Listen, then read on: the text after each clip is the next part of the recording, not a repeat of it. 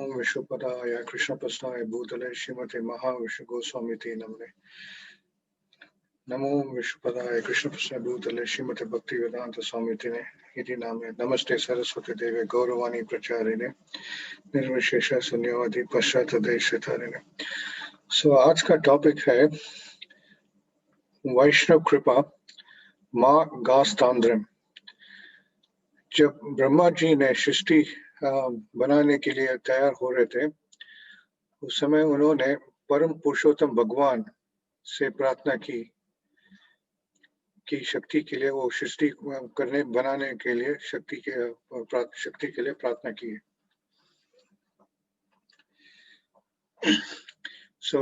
परम पुरुषोत्तम भगवान ने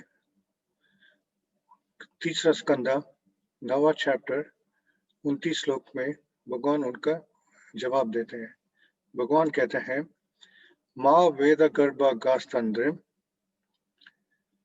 सर्ग उद्यमाम आवह तन्माया पदार्थम ही अग्रे यन माम प्रार्थयते भगवान।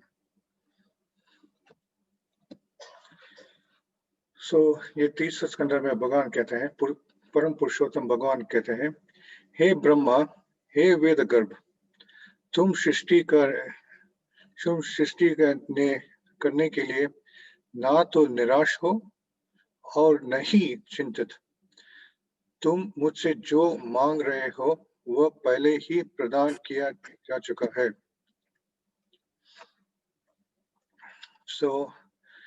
पुरुषोत्तम भगवान कहते हैं, हे ब्रह्मा, हे वेद गर्भ, तुम सृष्टि करने के लिए ना तो निराश हो और न ही चिंतित। तुम मुझसे जो मांग रहे हो वो पहले ही प्रदान किया जा चुका है। इस श्लोक में 3 शब्द बहुत महत्वपूर्ण है। माँ गास तंत्रम। माँ का मतलब है डू नॉट या नहीं। गास तंत्रम का मतलब है डिजेक्टेड या निराश होना। भगवान कहते हैं ब्रह्मा जी से, आप अपने कर्तव्य में जो आप कर्तव्य करना चाहते हैं, आप निराश मत हो जाना। हम आपके साथ हैं, वो वादा देते हैं भगवान। अभी निराश होने के लिए हम बचपन से, हमारे माता पिता सब जो बुजुर्ग सब लोग हैं, हमको बहुत प्यार करते हैं, बहुत आदर देते हैं और हमको बहुत ऊंचा कर लेते हैं। ऐसे करते हैं कि इसी वजह से आजकल क्या हो रहा है, हम छोटी छोटी बातों में हम निराश हो जाते हैं। एंड ये थोड़ा प्रॉब्लम हो जाती है, बिकॉज हम छोटी छोटी बातों में निराश हो जाते हैं और हम वो क्या करते हैं, डिप्रेस हो जाते हैं, साइकोलॉजिस्ट के पास जाना है। भागवतम में भी निराश के बारे में कहा हुआ है और उसमें 2 मेजर कैटेगरीज है निराश होने का। एक है भौतिक दुनिया और भौतिक जीवन के जीने से निराश होना, भौतिक दुनिया से निराश होना। दूसरी कैटेगरी भगवान से वियोग होना, उससे भी निराश हो सकते हैं। ये भगवान से वियोग होने का निराश वो सिर्फ महात्मा लोग करते हैं। वो लोग सब भगवान से इतना प्यार करते हैं कि वो भगवान से वियोग होने से उनको निराश एक्सपीरियंस होता है, वो निराश होते हैं। बट हमारे लिए निराश होने के लिए ये भौतिक दुनिया से और ये हमारा व्यावरण से जो है, हम उससे निराश हो जाते हैं। पहला स्कंद में 14 अध्याय युधिष्ठिर महाराज, पहला स्कंद 14 अध्याय में युधिष्ठिर महाराज अर्जुन से पूछते हैं। वो अर्जुन वापस आते हैं द्वारका से, और वो जब कृष्ण भगवान ये दुनिया छोड़ के जब वापस अपने लीला समाप्त करते हैं इस दुनिया में, अर्जुन वापस आते हैं और युधिष्ठिर अर्जुन से पूछते हैं कि आप निराश दिख रहे हो, आप क्यों इतना निराश हो, आपके होने का क्या कारण है। वो पहला स्कंद 14 अध्याय में युधिष्ठिर महाराज अर्जुन से पूछते हैं।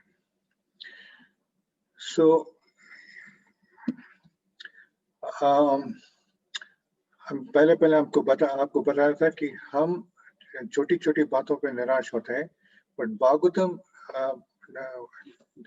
दूसरी बात से ये निराश के बारे में उसको एक्सप्लेन करते हैं।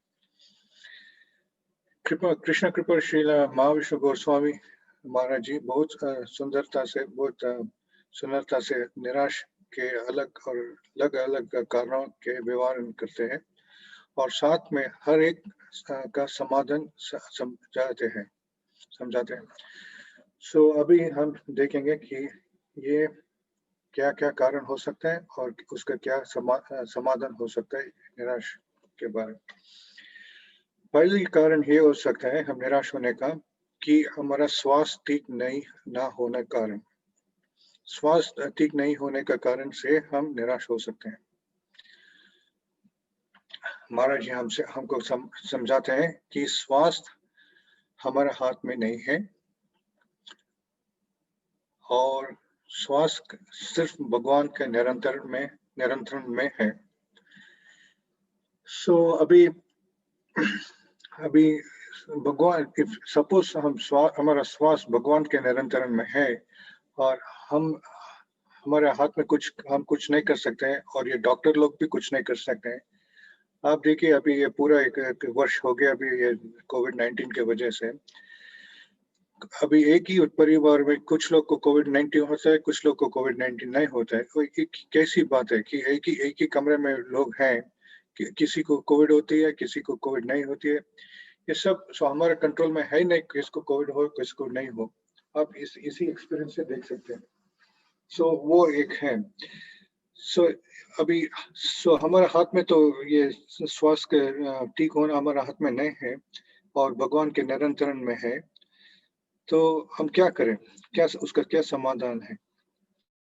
एक समाधान है कि हमारा ध्यान भगवान की तरफ मोड़ना चाहिए। वो एक समाधान है। भगवान का जाप करना चाहिए। हम अभी राधा श्याम सुंदर की अर्चना विग्रह देख रहे हैं। वो इतने सुंदर है और गौर रहता है और जगन्नाथ बोलते सुभद्रा के अर्चना विग्रह इतना सुंदर। सो हमारा ध्यान उनके तरफ जा सकते हैं, उनका नाम जाप कर सकते हैं, उनके दर्शन ले सकते हैं और उनके शास्त्रों के विचार कर सकते हैं। ऐसे हमारा ध्यान उनके तरफ जाने से ये स्वास्थ्य ठीक ना होने का कारण, निराश होने का वो थोड़ा समाधान हो सकता है। और एक समाधान हो सकता है कि हमारा भोजन दवाई जैसे होना चाहिए। हमारे भोजन दवा जैसे होना चाहिए। वो और एक वजह और एक समाधान हो सकता है। सही वक्त पर सही मात्रा में सही भोजन हमें लेने से हम स्वास्थ्य को रख सकते हैं। सही वक्त पर सही भोजन, सही मात्रा और सही भोजन हम स्वास्थ्य रख सकते हैं। सो ये एक कारण, पहली कारण है कि स्वास्थ्य के ठीक ना होने से हम निराश हो सकते हैं और उसका समाधान है कि हम भगवान की तरफ हमारा ध्यान मोड़े और उनके नाम पे जाप करें, उनके दर्शन करें, उनके शास्त्रों के विचार करें, और उनको भोग समर्पित करें, उनको अच्छे से पोषण से अलंकार करें। ऐसे अलग अलग तरीके से हम हमारा ध्यान उनके तरफ कर सकते हैं और स्वास्थ्य ठीक न होने का कारण हम निराश नहीं होना चाहिए। दूसरी कारण हो सकता है कि अनादर और उपेक्षा। हम औरों को अनादर करते हैं क्योंकि हम सोचते हैं कि हम हमेशा के लिए रहेंगे। ये बहुत इम्पोर्टेंट बात महाराज जी हमको समझाते हैं कि हम दूसरों के अनादर करते हैं क्योंकि हम ये हमारे में ये सोचे कि हम यहाँ हमेशा के लिए रहते हैं और रहेंगे। और आपको उपेक्षा में बचने के लिए सपोज, और हम आपको उपेक्षा से बचने के लिए हमें किसी से भी ज्यादा नहीं मदद लेनी चाहिए। सो महाराज कहते हैं कि उपेक्षा के हमको उपेक्षा, सपोज हमको उपेक्षा से बचना चाहिए, हम किसी से ज्यादा, किसी से भी ज्यादा मदद नहीं लेना चाहिए। अलग सॉरी, अगर दूसरी लोग के लिए हमारी उपेक्षा है और अनादर का, दूसरी लोग हमारी उपेक्षा और अनादर करते हैं, हम बदला नहीं लेना चाहिए।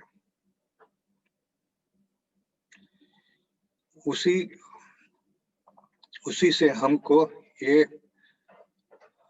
अनादर और उपेक्षा की कारण से निराश होने से हम बच सकते हैं।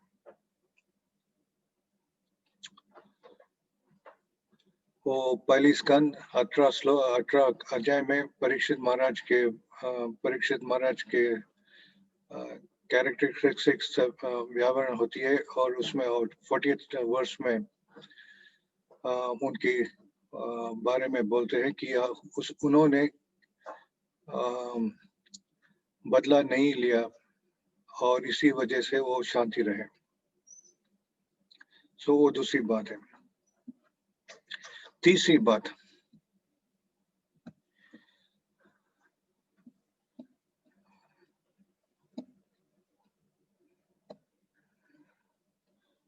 तीसरी बात यह है,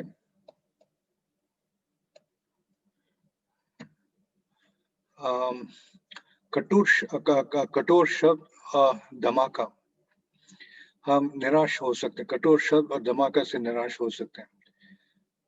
हम दूसरी दो लोग को जब कठोर बात कहते हैं और उनको दर्द पहुंचती है, या किसी को धमाका देते हैं और उनको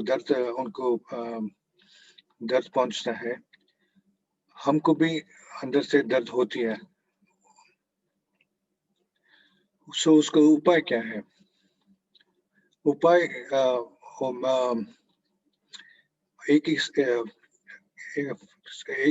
पहला स्कंद 29 चैप्टर 19 चैप्टर टेक्स्ट 16 श्लोक में कहा हुआ है। परीक्षित महाराज ये कहते हैं ब्राह्मणों से, मैं आप समस्त ब्राह्मणों को पुण्य नमस्कार करके यही प्रार्थना करता हूँ कि यदि मैं इस भौतिक जगत में फिर से जन्म लूं तो अनाथ भगवान श्री कृष्ण ने की प्रति मेरी पूर्ण आसक्ति हो, उनके भक्तों की संगति प्राप्त हो और समस्त जीवों के साथ मैत्री भाव रहे।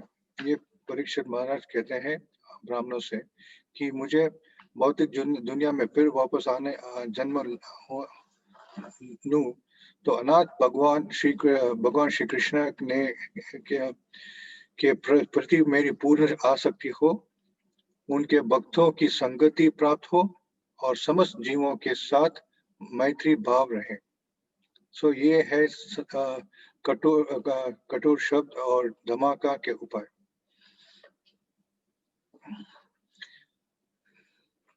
चौथा कारण हो सकता है कि हम निराश क्यों होते हैं। चौथा कारण हो सकता है कि जरूरत आत्मधन को दान नहीं देने से।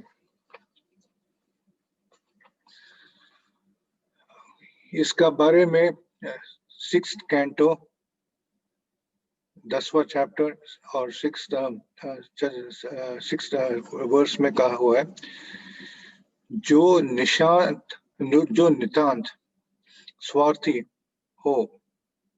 नितांत स्वार्थी होते हैं, वे अन्यों के पीड़ित सोचते बिना उनसे कुछ याचना करते हैं, किंतु यदि देने वाले की गति नहीं को जाने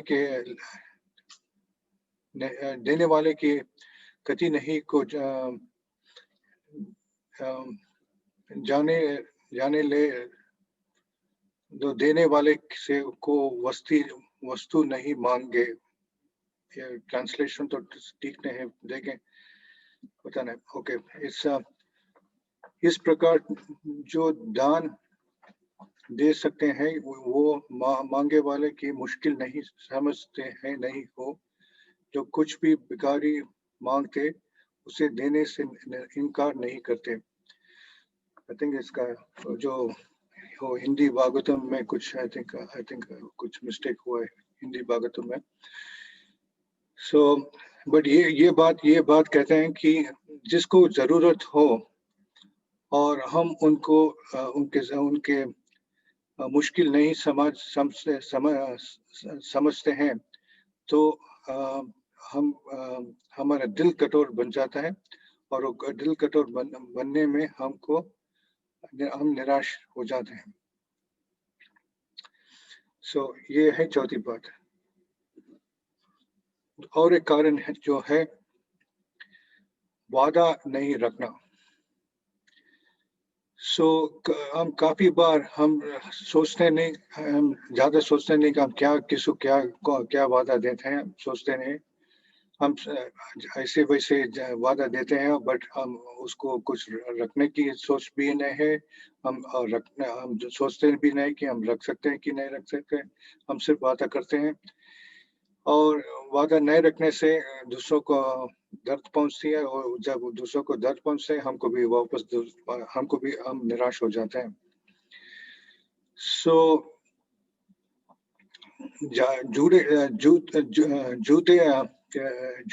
झूठे वादा करने से के बजाय हम सिर्फ चुप रहने ज्यादा बेहतर है, कि हम सिर्फ चुप बैठने से ज्यादा बेहतर है।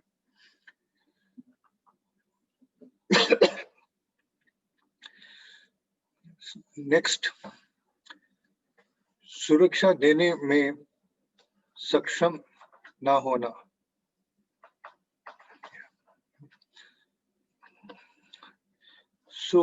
अभी हमारी संस्कृति कहते हैं कि काफी लोग, कुछ लोग है जिसको हम, कुछ व्यक्तियों है जिसको हम सुरक्षा देना चाहिए।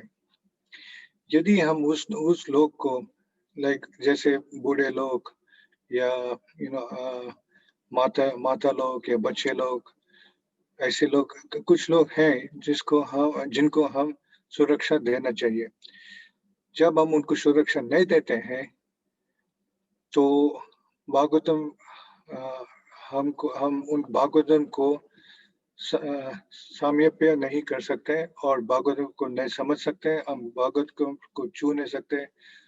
हम उस भागवत रास्ते में नहीं जा सकते, बिकॉज हमारा दिल अभी थोड़ा वो कठोर बन गया, क्योंकि हम जब किसी को सुरक्षा देना चाहिए हम उनको सुरक्षा नहीं दे रहे। और वो और एक कारण हो सकते हैं जिससे हम निराशा हो सकते। और एक कारण हो सकता है कि हम महिला के साथ ठीक से व्यवहार नहीं करते हैं। भागवतम हमसे कहते हैं कि हर महिला हम माताओं के रूप में सम्मान करना चाहिए, और महिला को अनादर करने से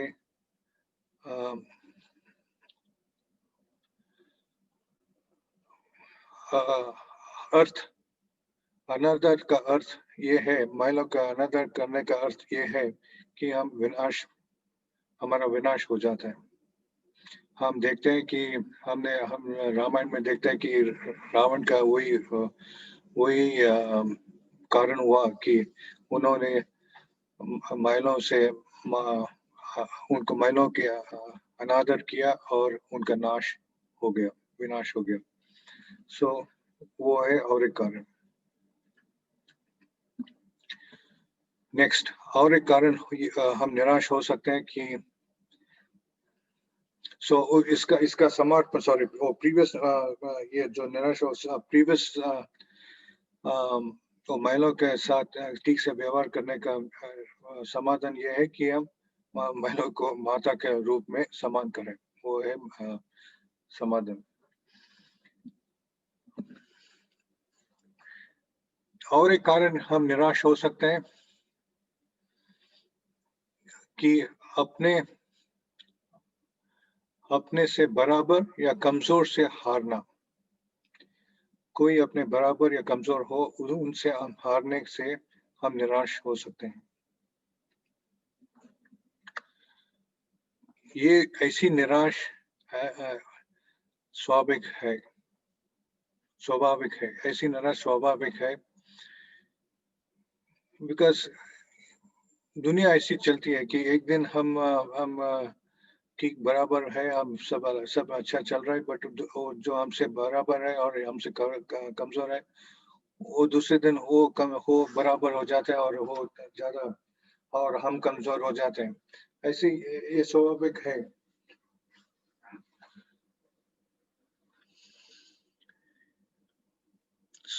इसका क्या समाधान है? इसका समाधान है कि हम अच्छी प्रतिक्रिया, सबसे अच्छी प्रतिक्रिया है कि हम भागवतम सुने। सो कारण यह है कि हम सबसे अपने बराबर या कमजोर से हारना, और ये हारने के स्वाभाविक निराशा होने का स्वाभाविक है। उसका समाधान क्या है? उसका समाधान यह है कि हम सबसे अच्छी प्रतिक्रिया यह है कि हम भागवतम सुने, भागवतम पे विचार करें, और ये भागवतम के सुनने और विचार करने में हमको शांति प्राप्त हो सकती है। नेक्स्ट, बूढ़े पुरुषों और बच्चे को हमारे पर आश्रित नहीं है। उनके देखभाल या खिलाने में हम नहीं करते। सो इसमें क्या ये कारण वो पहले 6th कारण के जैसे ही है कि जो बूढ़े लोग या बच्चे लोग हमारे आश्रित, उनके के जरूरत है, हम उनके देखभाल नहीं करते हैं या उनको प्रसादम उनको ठीक से प्रसादम नहीं देते हैं, तो हमको निराशा होने का स्वाभाविक है। इसका समाधान ये है कि प्रसादम विविध कारण में उदार होने चाहिए। हम जितना प्रसादम बांट सकते हैं, जितने लोग के लिए प्रसादम बांट सकते हैं, अभी आप देखिए, आप इस्कॉन राजकोट में देख सकते हैं कि इतने प्रसादम बांट रहे हैं डेली, और इतने लोग के लिए बांट रहे हैं डेली कि सबके लिए थोड़ा शांति मिल रही है थोड़े। सो ये हमारा ड्यूटी बन जाता है कि हम प्रसादम विविध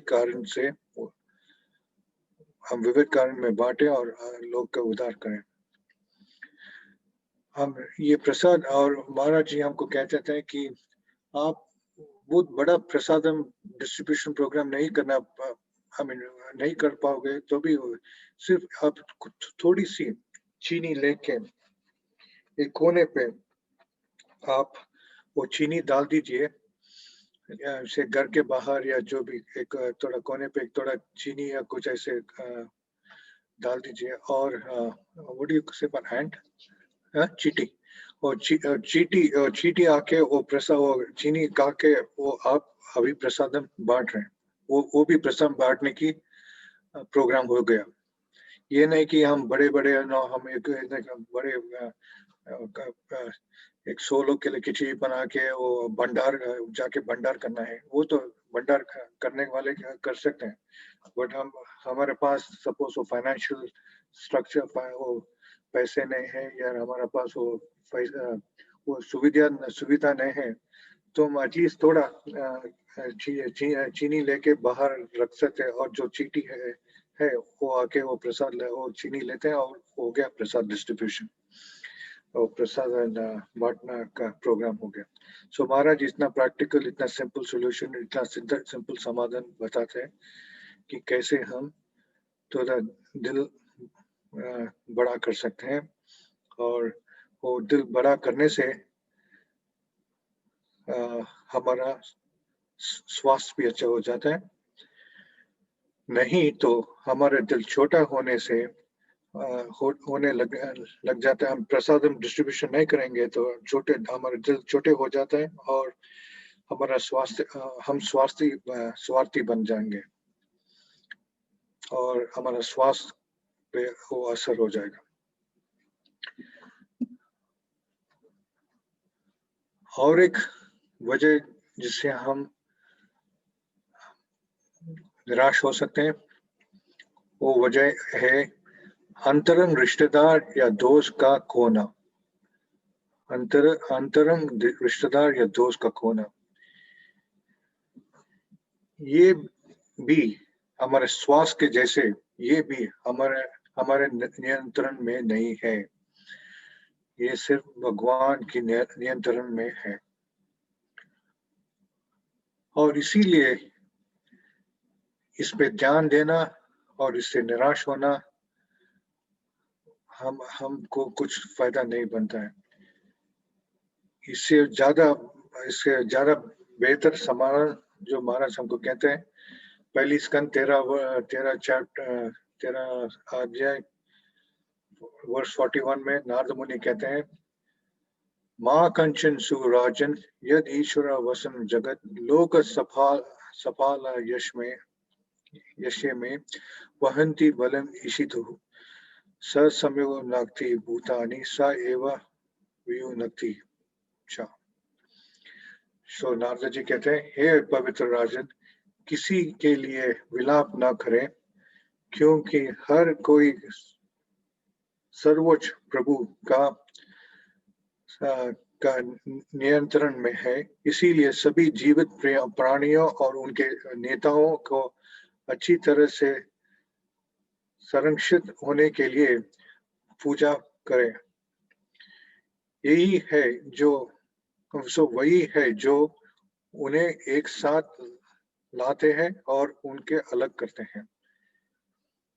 देखिए, ये नारद मुनि ये कहते हैं युधिष्ठिर महाराज से, जब भीष्म धृतराष्ट्र चले जाते हैं ये अपने महल, युधिष्ठिर महाराज के महल से चले जाते हैं बिना युधिष्ठिर महाराज के बोलते हुए, और युधिष्ठिर महाराज निराश हो जाते हैं कि मेरे चाचा कहाँ चले गए, वो निराश है। और उस समय नारद मुनि आते हैं और ये कहते हैं युधिष्ठिर महाराज से कि सब जीव सर्वोच्च प्रभु के निरंतर में है। आप सिर्फ उनके लिए प्रार्थना करो, आप ज्यादा उनसे कुछ आपके ये आपके निरंतर में नहीं है, इससे विलाप करने से आपको कुछ लाभ नहीं होगा। आप सिर्फ उनके लिए प्रार्थना कर सकते हैं और सिर्फ भगवान हमको साथ लेके आते हैं और हमको अलग कर देते हैं। और उसी अध्याय में 46 वर्ष में नारद मुनि कहते हैं, काल कर्म गुणाधीनो देहो यम पंच भौतिका कथम अन्यम तु कोपयेत सर्पग्रस्तो यथा परम। पंच तत्वों से बना है सकल भौतिक शरीर, पहले से ही शाश्वत समय काल, क्रिया, कर्म और भौतिक प्रकृति के गुण, भौतिक प्रकृति का मतलब गुण से नियंत्रण में है।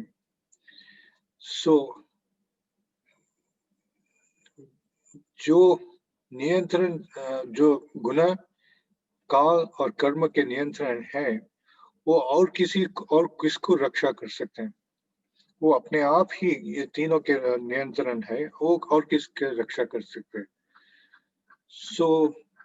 नारद मुनि ये कहते हैं कि आप सिर्फ यही कर सकते हैं कि आपका ध्यान भगवान की तरफ मोड़ लीजिए। आप भगवान के नाम पे जाप कीजिए, भगवान के दर्शन लीजिए, भगवान को भोग लगाए, भगवान को अलंकार कीजिए। ऐसे करते करते हम हमारे लिए भी शांति आ सकती है और दुनिया के लिए भी शांति आ सकती है। सो ये सब ये अभी 10 जो जो कारण हमने बताए आपको आज, महाराज जी हमको बहुत अच्छे से सरल से वो कारण बताया और आपको और हमको भी ये उसके समाधान भी बताए। ये महाराज जी के हमें कृपा है। ये वैष्णव लोग की कृपा ऐसी है कि हमारा कारण भी क्यों हमारा हमारा जीवन में क्यों हम निराश हो रहे हैं, क्या कारण है वो बताते हैं और ये भी बताते हैं कि उसका समाधान क्या है। ये है उनकी कृपा। सो इसीलिए आज का टॉपिक है वैष्णव कृपा। ना घास का माँ घास तांत्रिक, माँ का मतलब नहीं, घास का मतलब घास तांत्रिक का मतलब निराशा होना। सो वैष्णव आई थिंक भगवान जी कहते हैं, कृष्ण भगवान जी कहते हैं कि ब्रह्मा जी आप पूर्ण पुरुषोत्तम भगवान जी के भगवान कहते हैं कि ब्रह्मा जी आप निराश मत होना, आप अपने ड्यूटी जो कर रहे हैं आप कीजिए, हम हम आपके साथ हैं, आप निराश मत होना। सो होपफुली आपको महाराज जी के कृपा से हम आपको ये बताए कि 10 कारण निराश क्यों होते हैं हम। एक तो है श्वास ठीक ना होना के कारण। उसका समाधान ये है कि हम हमारा ध्यान भगवान की तरफ रखने, बिकॉज श्वास भगवान की निरंतर में है, हमारा निरंतर में तो नहीं है। सो हमारा ध्यान भगवान की तरफ मोड़े और और सही वक्त पे सही सही मात्रा में सही भोजन हम लेते हैं तो हम स्वास्थ्य रख सकते हैं। भोजन हमारा दवाई जैसे होना चाहिए। दूसरी अनादर और उपेक्षा। हम दूसरे को अनादर करते हुए उनको पर चोट पहुंचाते हैं और उनको चोट पहुंचाने में हमको भी चोट लगती है। सो ये बेस्ट है कि हम अनादर किसी को अनादर नहीं करें और उपेक्षा से बचने के लिए किसी से ज्यादा मदद नहीं लेनी चाहिए। सो वो उपाय दिया है। तीसरी बात है कठोर शब्द और धमकाना सॉरी नॉट धमाका, धमकाना। कठोर शब्द और धमकाना हम वो भी देखा कि जैसे अनादर और उपेक्षा जैसे कठोर शब्द और धमकाना दूसरों को चोट पहुंचता है और जब हम दूसरे को चोट पहुंचता है हम निराश हो जाते हैं। और उसमें हमने देखा परीक्षित महाराज कितनी अच्छी से बोला कि मैं आप समस्त ब्राह्मणों को पुण्य नमस्कार करते करे यही प्रार्थना करता हूँ कि यदि मैं भौतिक जगत में फिर से जन्म लूं तो अनाथ भगवान कृष्ण ने के प्रति मेरी पूर्ण आसक्ति हो, उनके भक्तों की संगति प्राप्त हो और समस्त जीवों के साथ मैत्री भाव रहे। क्या बात है। सब तीनों पॉइंट्स कितने अच्छे से महाराज परीक्षित ने बताया। और उसके बाद हमने और एक बताया आपको कि जरूरतमंद को नहीं दान नहीं देना। सो जो जिनको कुछ मुश्किलों है, जिनको उनका मुश्किलों नहीं समझने में हमारा दिल कठोर बन जाता है और हमारा दिल कठोर बन जाता है और हम स्वार्थी बन जाते हैं। हम स्वार्थी बनने से ये नेचुरल कॉन्सिक्वेंस है कि हम निराश होते हैं।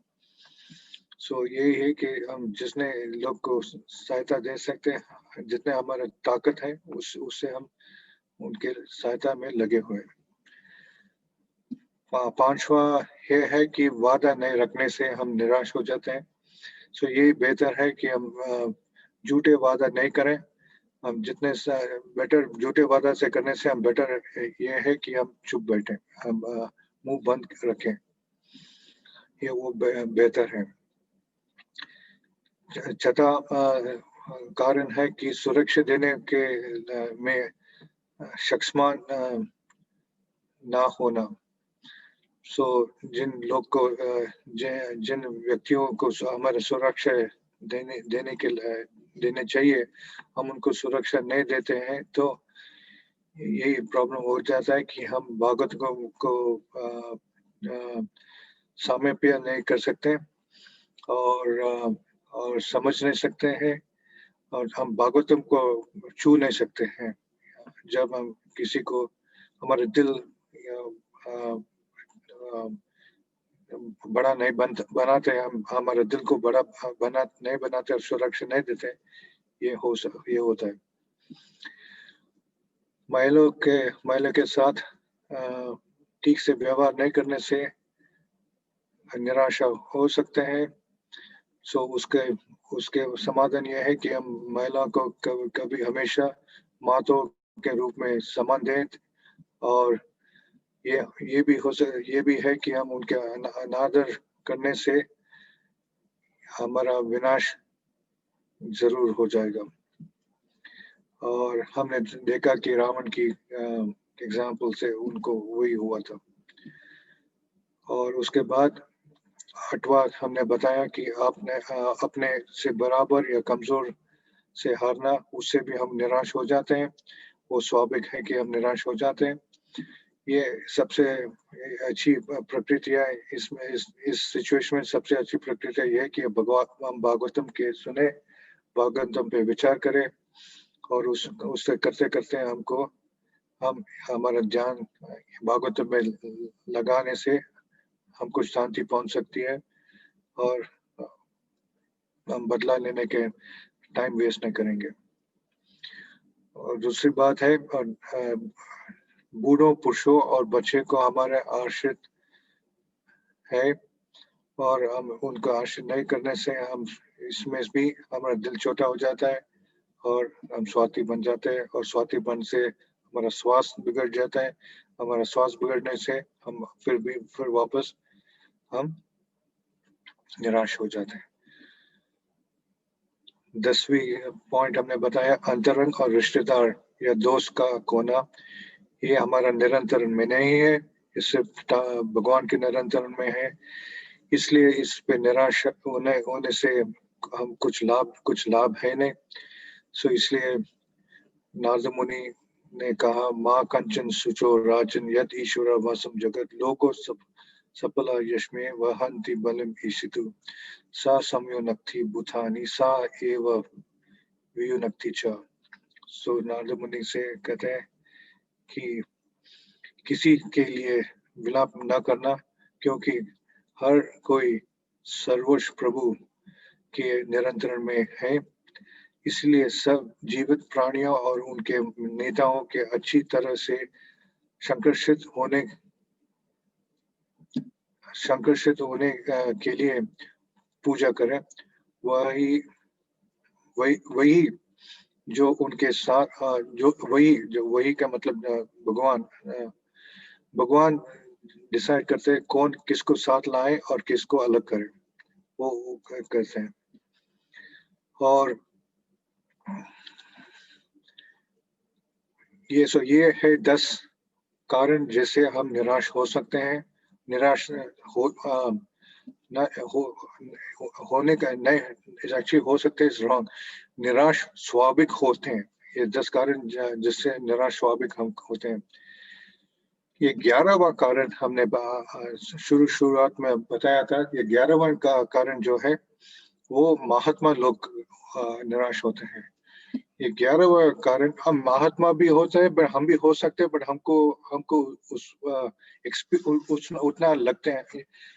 हमारा निराश होने का ये 11वां कारण हमारा वो भी कारण है हम निराश होने का, बट हम उससे ज्यादा उनका क्या कहते हैं, हमको उनका थॉट उनका ये आते हैं।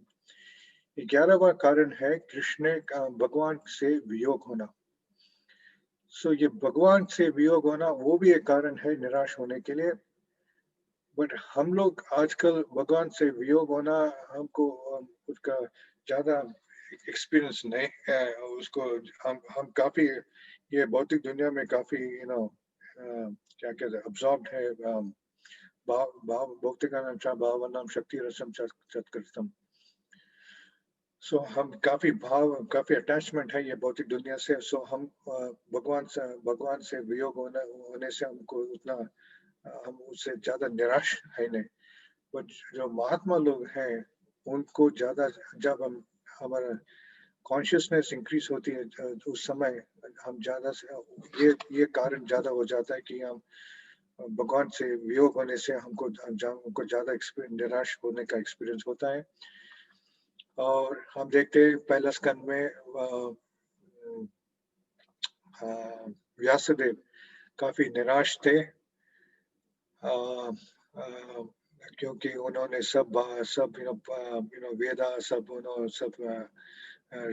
चारों वेदा एक वेद को चार वेदा बना दिया और ऐसे सब किया। उपनिषद ने उन्हें लिखा सब और उन्हें सब कंपाइल किया। वो सब करते हुए भी वो निराश थे। उस समय उनके गुरु नारद मुनि ने आया और उनसे पूछा, प्रभु आप क्यों निराश हो? आप इतने अच्छे काम किए, आपका पूरा जीवन लोगों के सेवा में लगा हुआ है। अब लगा होने से भी आप क्यों निराश एक्सपीरियंस? उस समय श्रील व्यासदेव जी कहते हैं कि प्रभु आपको पता है कि हम क्यों निराश हैं, हमें पता नहीं कि हम क्यों निराश हैं। आप बताइए हमने क्या गलती की हमारे जीवन में, हमने क्या किया कि हम इतने सेवा करने के बाद भी हम निराश हैं। सो उस समय नारद मुनि कहते हैं, प्रभु आप ये कि आपने सब धर्म अर्थ काम मोक्ष के बारे में काफी व्यवहार किए। आपने भगवान के व्यवहार में उतना नहीं किया, उनकी लीला पे, उनके नाम पे, उनके उनके लीला नाम के रूप के बारे में उतना व्यवहार वर्णन नहीं किया। सो इसलिए उसका वर्णन आप कीजिए एंड उससे आपको संतुष्टि मिल सकती है। एंड वही श्रील व्यासदेव ने उन्होंने किया और इसी उससे श्रीमद् भागवतम हमको श्रीमद् भागवत पुराण और श्रीमद् भागवतम हमको दिया।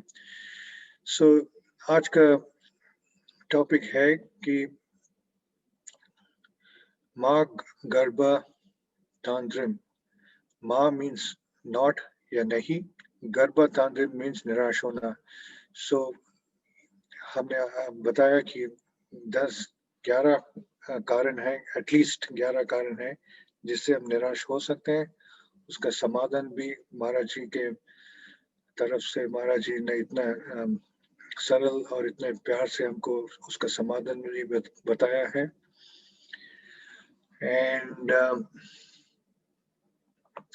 एंड हमने देखा कि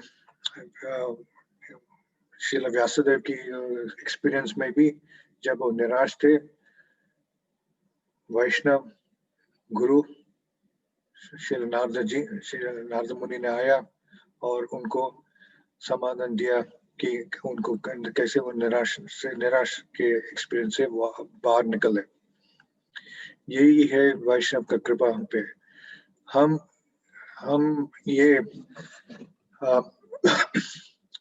ये जरूर है कि ये स्वाभाविक है कि हम निराश होंगे जब हम ये भौतिक दुनिया में है। किसी न किसी वजह से हम छोटी बातों पे हम निराश हो जाते हैं। यह स्वाभाविक है। ये वैष्णवों की कृपा ये है कि हमको ये हमारा निराश होने का कारण बताते हैं और उसका समाधान भी हमको बताते हैं और हमारे निराश के एक्सपीरियंस को हमको उससे उठा के हमको वापस शांति के रास्ते में लगाते हैं। सो यही है। होपफुली आपको सब कुछ इसमें कुछ आज कुछ आपको लेने के लिए कुछ पॉइंट अच्छा लगा हुआ। सो होपफुली आप मोस्ट प्रॉब्ली इसका रिकॉर्डिंग होगा, आपको वापस इसको आप चाहे तो सुन सकते हैं और देख लीजिए ये 11 रीजन क्यों हम निराश होते हैं और इसका समाधान क्या है, आप देख लीजिए। और ये वैष्णव की कृपा से हम वैष्णव कृपा से हम ये निराश इस स्थिति से हम बाहर आ सकते हैं। हरे कृष्णा।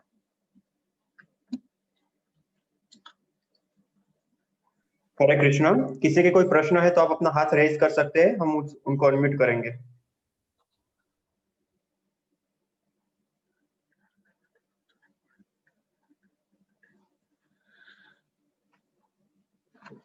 वासुदेव कृष्ण प्रभु दंडवत प्रणाम।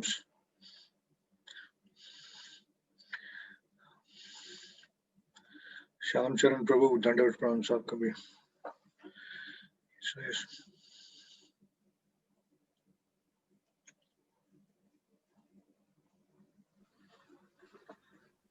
I think no one has more question, but प्रभु जी मेरा एक प्रश्न है कि आपने हमारी 10 ड्यूटीज कह सकते हैं कि जिस कारण से हम निराश होते हैं वो कारण बताए, लेकिन कभी कभी हम वो ड्यूटीज होती है जैसे कि एल्डर पर्सन का ध्यान रखना या वुमन एंड चाइल्ड का प्रोटेक्शन करना जो हमारे अंडर में, वो सब ड्यूटीज हम कृष्ण भावना भावित में होते हैं तो वो अच्छी तरह से नहीं निभा पाते हैं, क्योंकि हम हमारे कृष्ण के लिए ड्यूटीज सम होती है, टेम्पल के लिए ड्यूटीज होती है। तो क्या उस समय हमें निराश होना चाहिए कि नहीं होना चाहिए अगर हम कृष्ण के लिए हम वो कोई ड्यूटीज नहीं निभा पाते हैं तो?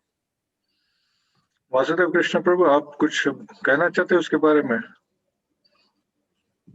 प्रभु जी मैं ज्यादा तो कुछ नहीं कह सकता।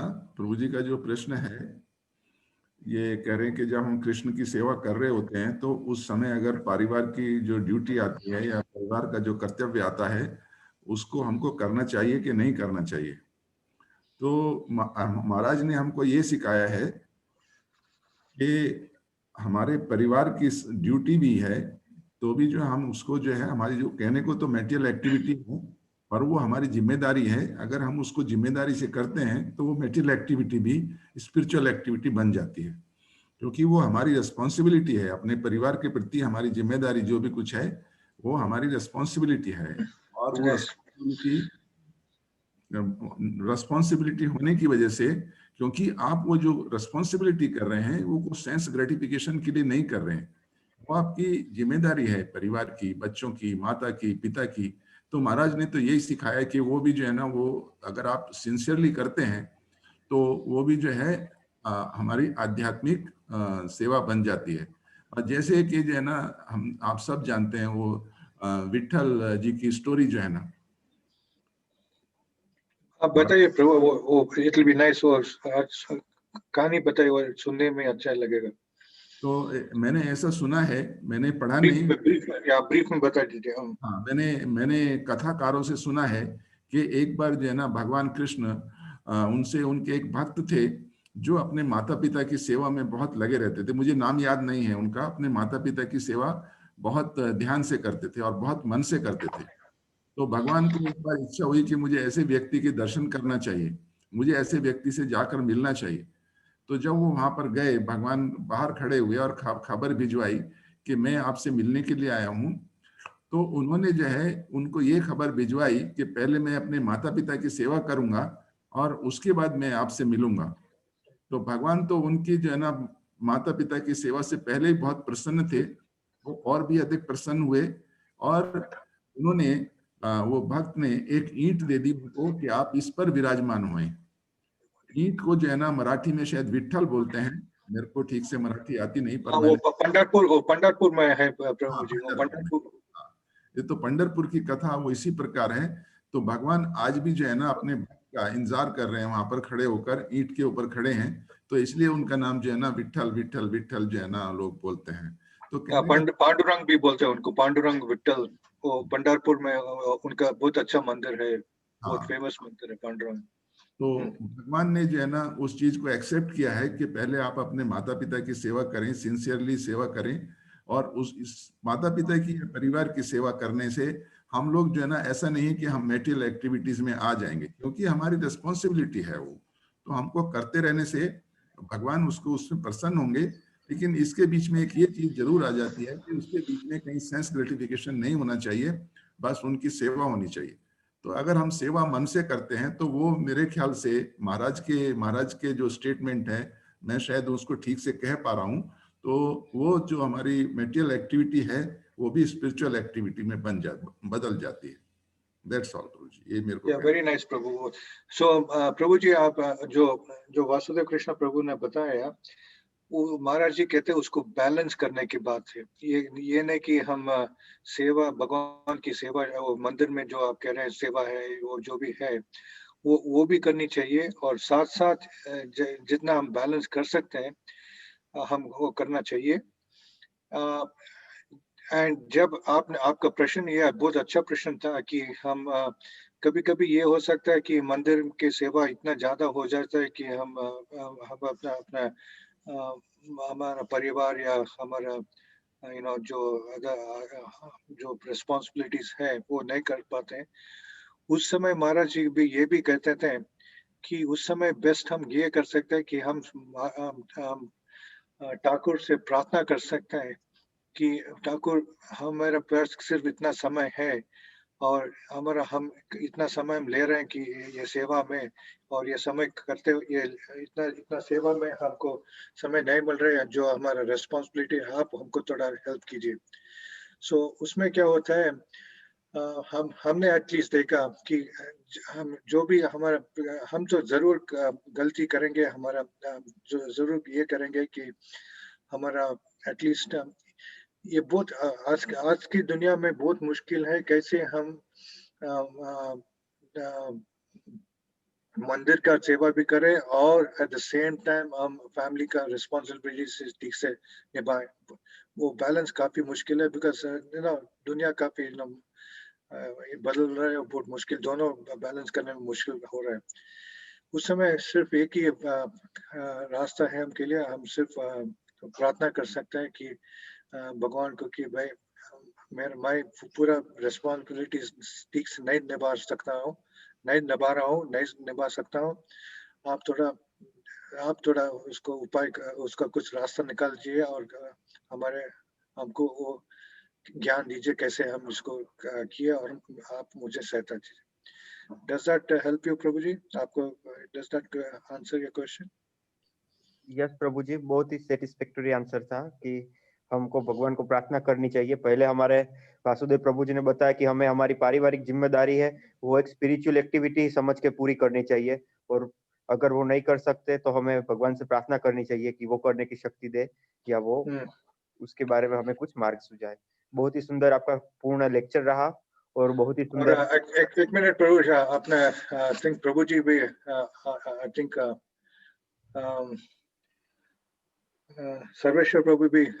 सर्वेश्वर प्रभु आप कुछ बताना चाहते हैं? नहीं, वो आपने तो वासुदेव प्रभु जी ने तो पूरी वो कथा बता दी आपको। इसी तरह से पद्म पुराण में भी एक दूसरी कथा आती है, और जो वासुदेव प्रभु अभी बता रहे थे, उन भक्त का नाम था पुंडलीक, जो विठलनाथ जी से कथा है, पुंडलीक नाम था उनका। तो इसी तरह नरोत्तम, हाँ पंडारपुर में, तो नरोत्तम भक्त एक हुए हैं जो जिनकी कथा जो है पद्म पुराण में आती है। ठीक उसी तरह से उनकी भी कथा है। उन्होंने भी अपने माता पिता का तिरस्कार करके तीर्थ यात्रा जाने का प्रोग्राम बनाया था, लेकिन तीर्थ में जब गए हैं, वो काफी तपस्वी थे, बड़े भक्त थे, और उन्होंने अपनी तपस्या से काफी शक्तियां अर्जित कर दी थी, जिससे कि उनका वस्त्र जो है आकाश में सूखता था। वो अपने धोती अगर नहा करके आकाश में फेंक देते थे तो वो सूखती थी ऊपर, तो उनको थोड़ा सा अहंकार हो गया था अपने अपनी it's a very good and it's a very environmentally friendly washing machine. बताइए प्रभु जी। और तो इसी तरह जा रहे थे आगे, जब थोड़ा सा दूर गए तो उन्होंने एक बार ऊपर देखा कि उनकी धोती सूख रही है, तो उसी समय एक बगुला जो है ऊपर से उड़ता हुआ जा रहा था, तो उसने बीट कर दिया और वो उनके पे आकर के गिर गया। तो उनको क्रोध आया और उन्होंने गुस्से से उस बगुले को और देखा तो वो बगुला गिर करके मर गया। तो अब उनको और अहंकार हो गया कि मेरे अंदर तो बड़ी शक्तियां आ गई हैं भाई, मेरी धोती जो है आकाश में सूखती है और बगुले को मैंने देख दिया तो वो मर गया। तो जब उनके अंदर इस तरह की भावना आ गई, इस तरह का अहंकार आ गया, तो उनके अंदर जो कुछ भी थोड़ी शक्तियां थी वो चली गई अहंकार के कारण। अच्छा। तो उनको दुख हुआ कि ऐसा क्यों हुआ, इसका क्या कारण हो सकता है। तो भगवान ने उनको, भगवान की कृपा थी इसलिए कि भगवान का भक्त तो थे वो, लेकिन माता पिता की सेवा से विमुख थे। तो भगवान के भक्त होने के कारण भगवान ने उनके ऊपर कृपा किया और उन्होंने उनको आदेश दिया आकाशवाणी से कि तुम मूक चांडाल के पास जाओ, वो तुम्हें बताएंगे कि तुम्हारी धोती के सूखने का क्या राज था और ये बगुला जो तुम्हारे देखने से मर गया उसका क्या कारण था। तो जब वहाँ मूक चांडाल के घर में जाते हैं और उनसे पूछते हैं पहले कि भाई आपसे हम मिलने के लिए आए हैं, आप हमारे कुछ प्रश्नों का उत्तर दीजिए। तो मूक चांडाल जो है उस समय अपनी माता पिता की सेवा में लगे हुए थे। कहा आप थोड़ी देर विश्राम करिए। ठीक उसी तरह कथा है जैसे कुंडली महाराज की थी। तो उन्होंने कहा कि अभी आप विश्राम करें थोड़ी देर, आप फिर उसके बाद हम अभी अपने माता पिता की सेवा कर रहे हैं, थोड़ी देर में हम आपको आपके प्रश्नों का उत्तर देंगे। तो इनको फिर से क्रोध आ गया। उन्होंने कहा कि मैं आपके पास आया हुआ हूँ, मैं अतिथि हूँ और ब्राह्मण हूँ, आपको मेरे प्रश्नों का पहले उत्तर देना चाहिए या मेरा आतिथ्य करना चाहिए, और आप उसको ना करके केवल अपने अपने माता पिता की सेवा में लगे हुए हैं, ये ठीक नहीं है। तो उस मूक चांडाल ने कहा मुझे पता है कि आप क्यों आए हैं और क्या पूछना चाहते हैं। आप जानना चाहते हैं कि आपकी धोती जो है आकाश में सूखती थी, अब क्यों नहीं सूख रही है, और आपके देखने से बगुला कैसे मर गया। तो इनको लगा कि इसको कैसे पता चल गया मेरे मन की बात को। तो भगवान उस मूक चांडाल के घर में भगवान स्वयं विराजमान करते थे उसकी भक्ति के कारण। तो वो भगवान जो है ब्राह्मण का रूप लेकर के बाहर आते हैं और इन नरोत्तम से बात करते हैं और उनको कहते हैं, उनको बताते हैं कि देखो वो केवल अपनी माता पिता की सेवा करने मात्र से ये भी जानते हैं, वो त्रिकालदर्शी हैं, उनको इतना ज्ञान है कि तुम क्या जानना चाहते हो, तुम्हारे साथ क्या घटना घटी है और आगे क्या घटने वाली है, उनको सब पता है। केवल एक चीज करने से, उनको अपनी माता पिता की सेवा करने से ये प्राप्त हुआ है। तो उस वो ब्राह्मण कहता है अच्छा, तो वो जो मूक चांडाल कहते हैं अच्छा अगर आपके पास समय नहीं है तो आप जो है एक पतिव्रता नारी का नाम बताते हैं, वो कहते हैं उसके पास चले जाइए, वो बताएंगी। फिर उसी तरह से वो एक व्यापारी के पास भेजते हैं, फिर एक इंद्रिय जित प्रभु के पास भेजते हैं जो अपनी इंद्रियों पर जिनको पूरा कंट्रोल था। फिर अंत में साधु के पास भेजते हैं, भक्त के पास भेजते हैं, और भक्त जो है वो सबके साथ यही घटना होती है। सभी लोग जो है अपनी अपनी सेवा में व्यस्त रहते हैं और वो इनका उत्तर उस समय नहीं देते हैं तो ये क्रोध करते हैं और भगवान जो है इनके साथ साथ चलते हैं और वो दूसरे डेस्टिनेशन तक ले जाते हैं। अंत में भगवान जब साधु के घर में ले जाते हैं तो वहां पर उनको जब ये देखते हैं कि उस साधु के, वो साधु जो उनको अपने मंदिर में ले जाता है और मंदिर में देखते हैं कि जो ब्राह्मण इनके साथ मूक चांडाल के घर से साथ साथ आ रहा था वही उनके आल्टर पे बैठा हुआ है। तो वहां पर भगवान जो है कृपा करके उनको बताते हैं कि देखिए अहंकार एक बहुत बड़ी भूल है जीवन में और उससे व्यक्ति का मानसिक, आध्यात्मिक, सांसारिक, सामाजिक सारा पतन हो जाता है। इसलिए आप जो है अपने माता पिता का जो तिरस्कार करके घर से निकले और यात्रा, तीर्थ यात्रा करने के लिए गए, वो ठीक नहीं था। आपको अपनी माता पिता की सेवा करनी चाहिए थी और उनकी सेवा करने से ही आपकी सारी तीर्थ यात्राओं का फल वहीं पर मिल जाएगा।